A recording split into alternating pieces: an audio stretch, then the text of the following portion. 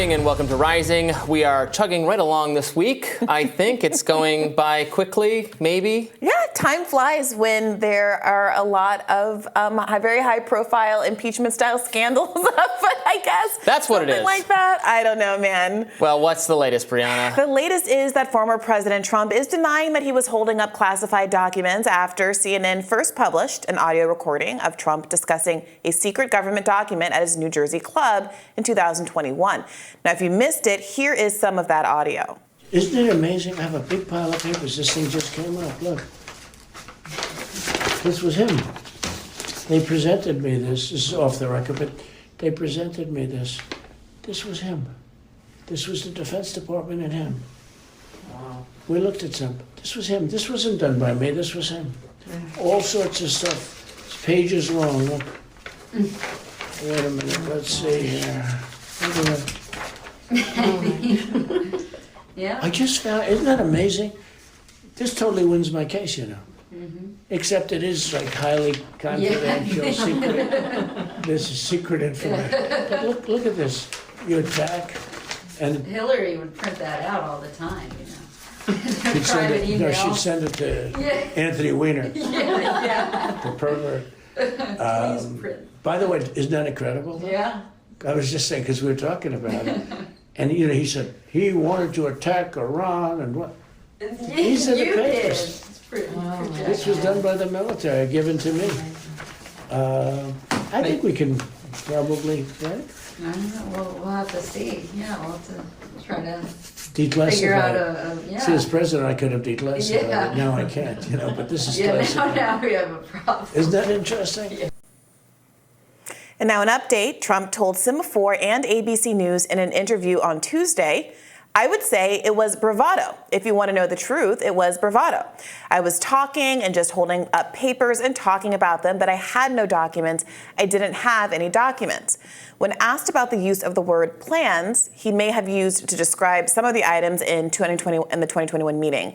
He told Semaphore, did I use the word plans? What I'm referring to is magazines, newspapers, plans of buildings. I had plans of buildings. You know, building plans? I had plans of a golf course. Well, National Security Attorney Bradley Moss told Semaphore that a bravado defense would be a tough sell in court. Here's MSNBC's Morning Joe reacting to this latest update.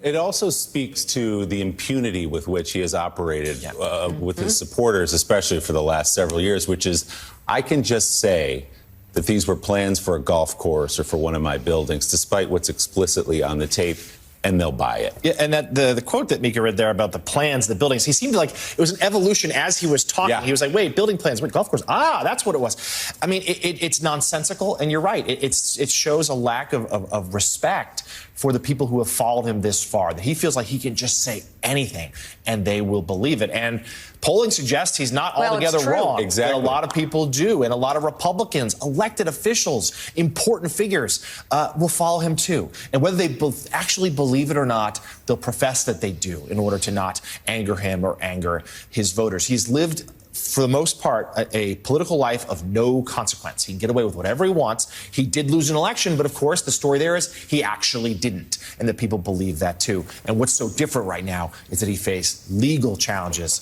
and where there are courtrooms where there will be consequences. He can't just talk away. The classified documents chaos hasn't seemed to faze Trump supporters, at least in this latest polling from Morning Consult. Released Tuesday, it shows that for the first time in their survey, Trump tops President Joe Biden in a 2024 hypothetical matchup. The former president has a 3-point lead over Biden with 44% support and 41% support, respectively. Does that surprise you that in the midst of all of this, that Trump has finally eked it out over Biden? And to be fair, there have been polls, showing this the other way. Generally, the polls of Trump, DeSantis, Biden, honestly, all show just very tight races so far. Often Biden's a little bit on top. There's been some, including this one, where Trump is a little bit on top. There's some that show Trump doing better against Biden than even DeSantis. There are some showing DeSantis doing better against Biden than Trump. So it's all over the place. We don't really know yet. It is true that what's going on right now is not hurting Trump very badly among his voters, among the Republican base. I think there's a lot of frustration with his chosen course of action with respect to the documents among conservative pundits. They wish they didn't have to deal with this from a pundit perspective. But it's not changing anything fundamental about the race. People who were for DeSantis instead, would like DeSantis instead, were already there. They're not really trying to use this as a. I mean, can you imagine it in a different political era, a political era of not that long ago? Your opponent, even your opponent in the same party, your rival for the nomination, having a huge scandal and possibly being prosecuted, that would be a gift. That'd be a huge gift. You would use that to argue that you should be the guy, not him. The dynamics, and honestly, I think that dynamic would probably still hold given any other person. If Mike Pence was being indicted for something, or Chris Christie or Nikki Haley, the other candidates would all say, well, this is why it shouldn't be them. It should be me. It's a stunning contrast to what's going on the other side of the aisle right now, where third-party candidates who are not representing themselves as a Democrat in the form of Cornel West are being attacked with more viciousness by the party. There's more division with someone who's not even representing themselves as a Democrat as between Republicans actually competing in the same race at the same moment. Not to mention, of course, the vitriol that's being heaped upon Marianne Williamson and RFK Jr. from within the Democratic Party. There is so much more antagonism within the party there than you're seeing with the Republicans. And it does feel like within the conservative political space right now, the fidelity, for like it or not, whatever you think about the ideas at play, the fidelity is to ideas. This idea of Trumpism, this notion of an adversarial perspective on the duopoly, an antagonistic relationship with establishment politics, a verve for change, even if, from my perspective, it's being poorly executed by someone like Donald Trump, that he didn't follow through on his promises when he was in office. That seems to be the guiding principle as opposed to a pat fidelity to the party itself.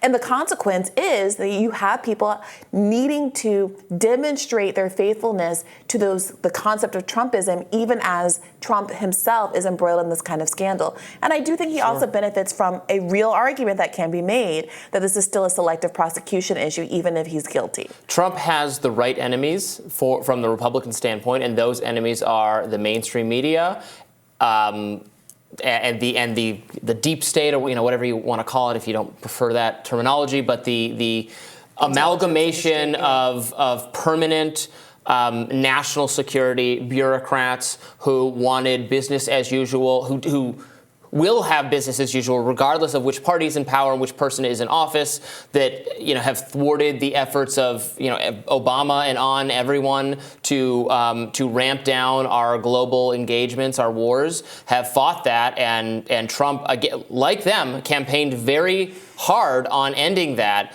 and ran up against the blob, this organization that is now targeting him. And the weakness of Trump is that he made himself a very, very easy target.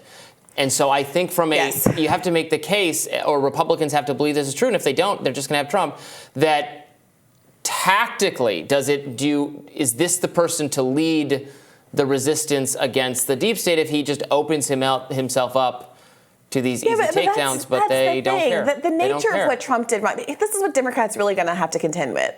It's silly, it's dumb, it's an unforced error, it's an own goal. Yes. All of that is true.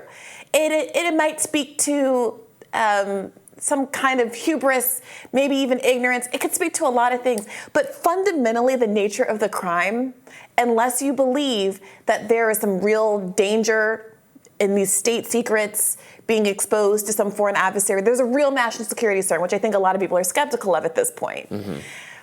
It's just not that substantive of a legal violation. And the substance, the danger, frankly, is in letting people like Mark Milley and whoever else make policy without the elected representatives of the people weighing in, without accountability to the American people, without the implementation of the foreign policy vision that the people have. So my point is that I think Democrats the guiltiness of Trump, the silliness of him coming up with these excuses on the fly, the ill-advisedness of him going on these shows and saying stuff that I'm sure his lawyers are cringing at. All of that can be put on a bucket on the side if you fundamentally see him as someone who's being These railroaded. documents, they were plans for a golf course. What are you talking about? The sound effect in that video, you can hear the papers rustling like crazy. It's so bizarre. But the point is that it's fundamentally just not that big a deal. And if your priority is winning a fighter who is adversarial to the intelligence agencies, the deep state, whatever you want to call it, this prosecution is literally demonstrating why he's the only option and why no one else can really exploit the investigation that he's undergoing, the prosecution that he's undergoing, because that puts them on the side of the bad guys. The FBI, the deep state, the people that the voters desperately want to see unmoored from their position of power and authority. Right. But is he the right person to do the unmooring, to do the Who else is unwinding? there? I mean, literally anyone. There's no one else who has been demonstrated any that's willingness. his strength, that he has made people believe that he and he alone It's not a matter of belief, even if it's just a rhetorical posture. Is Chris Christie going to go after the intelligence agencies? Is Nikki Haley going to cancel the FBI? Is Donald Trump going to do any of those He things? says he will. That's why. But he didn't. But that's why I keep saying the word rhetorical. Right. Rhetorically, he's there. Anybody can outstrip Trump by demonstrating that they're willing to be rhetorical and substantive, but they won't even meet him at rhetorical. He, unlike all of them, he actually had the chance to do it because he was president. And no one else is even saying they want to. So we're still with Trump. I don't know about that. Lauren Boebert and Marjorie Taylor Greene aren't running for office. Aren't running for president. So who at that I know you don't care for him, but Ron DeSantis is making all these same cases against. I mean, that's just not true. He absolutely is. He's self-described. If it's not persuasive, it's not persuasive. But he is saying those things. He has said that his campaign is about wokeness. That's what his campaign is about. I haven't heard him. He's talked about the weaponization. He's even talked about the weaponization of the DOJ with respect to Trump, his main adversary. He had to. That's the whole point of this whole diatribe I'm on right now, is that everybody has to superficially circle wagons around Trump. But he has shown not for even one moment in his entire political career a sincere interest in doing anything other than an establishment politician. As Donald Trump says often. That's not true. Wow. That's not true. And the voters can feel that. Voters can see that. It's the same reason voters are interested in someone like RFK Jr. Because whatever you want, maybe it's just rhetorical, and maybe if he gets into office, he'll be the same old kind of Democrat, the same old kind of Kennedy, whatever. What I'm saying is that's not a maybe for Trump, because we already ran this experiment. Right. We know how he would govern. Right. And so he's vulnerable to people saying you didn't actually execute. But if no one else is even going to pretend, he's not actually that vulnerable. All right, we will continue to follow this, and we'll have more Rising in just a minute.